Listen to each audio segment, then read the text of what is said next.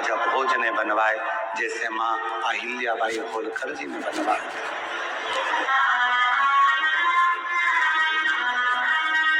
जैसे माँ अहिल्याबाई होलकर जी ने मंदिरों का निर्माण करवाया, जैसे माँ अहिल्याबाई ने मंदिरों का जीर्णोद्धार करवाया, ऐसे मंदिरों का निर्माण राजा भोज जी ने भी करवाया। राजा भोज।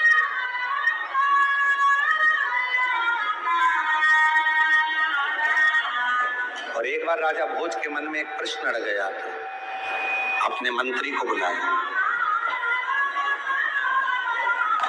और मंत्री को बुलाकर कहा राजा भोज ने, ऐ मंत्री इधर आ। मंत्री आए। जी सरकार, एक प्रश्न है मेरा, क्या उत्तर दे सकते हो? क्या प्रश्न?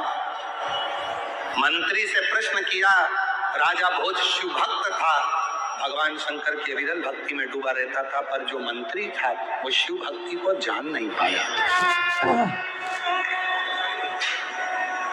वो मंत्री शंकर की भक्ति को जान नहीं पाया। तो राजा भोज ने प्रश्न किया, पूरी दुनिया में एक कुआं ऐसा है जिस कुएं में अगर कोई गिर जाए तो उससे बाहर निकल नहीं पाता।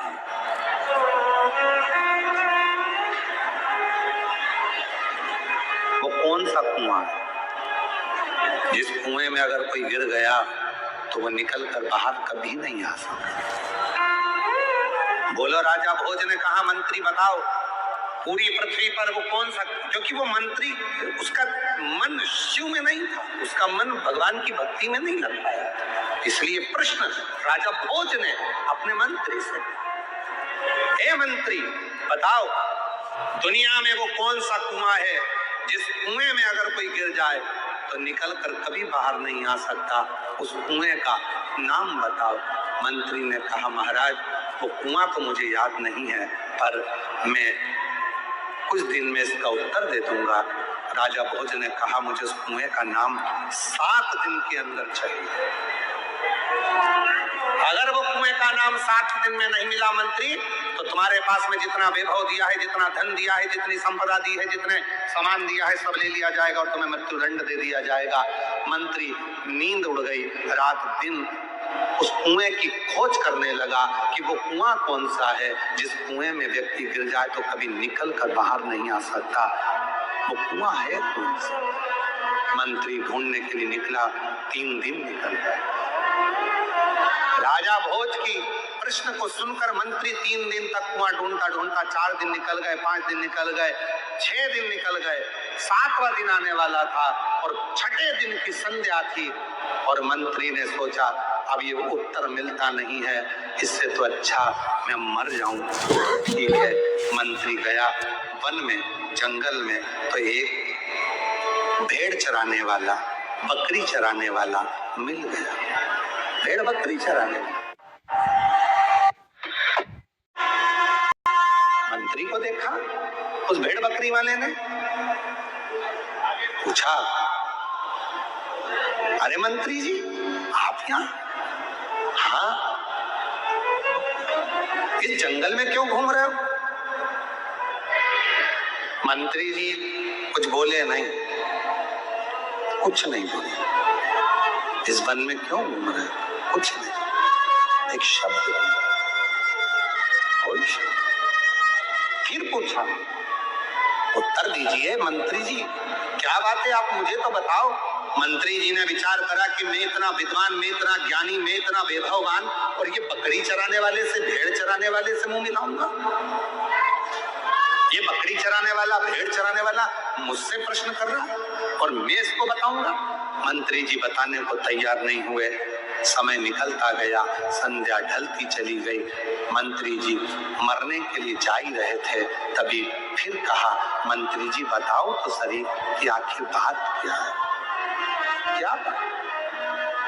बोलो तो, हुआ क्या है? तब मंत्री जी ने कहा कि राजा भोज ने एक प्रश्न दिया है, संसार में वो कुआं कौन सा है जिस कुएं से कोई जीवित कभी बाहर नहीं निकला, कोई निकल ही नहीं पाया, ना जिंदा ना मरा, उस कुएं से निकला ही नहीं, उस कुएं का नाम बताना है। और अगर नहीं बताऊंगा तो मेरा राज, मेरा धन, मेरा वैभव, मेरा सब कुछ वो राजा ले लेगा। इतनी सी बात, तो ले लेने दे राजा को धन, ले लेने दे राजा को बंगला, ले लेने तो राजा को संपदा, छोड़ दो। अरे क्यों राजा के पास जाते हो? मेरे पास रहो, मेरे पास ऐसी पारस मणि रखी है, वो पारस मणि मैं तुमको दे दूंगा। उस पारस मणि को तुम जिससे छुओगे सोना बन जाएगा, राजा की जरूरत ही नहीं पड़ेगी। मंत्री ने मन में सोचा, गजब की बात कह दी बकरी चराने वाले ने, गजब की बात। चलो लाओ, अब तो मुझे भय नहीं है, अब मुझे डर नहीं है, अब मैं नहीं जाऊंगा राजा के पास में, अब तो मैं यहीं पर तुमसे पारस मणि लेकर धनपति बन जाऊंगा। लाओ वो पारस मणि मुझको दे दो। कहाँ है पारस मणि? तब बकरी चराने वाला, भेड़ चराने वाला बोला कि मणि तो दे दूंगा, पर मेरी एक शर्त है। क्या शर्त है? तुम्हें भेड़ का जो दूध है बकरी का, वो पीना पड़ेगा। मंत्री ने कहा, मैं और भेड़ बकरी का दूध पीऊंगा? नहीं पिया।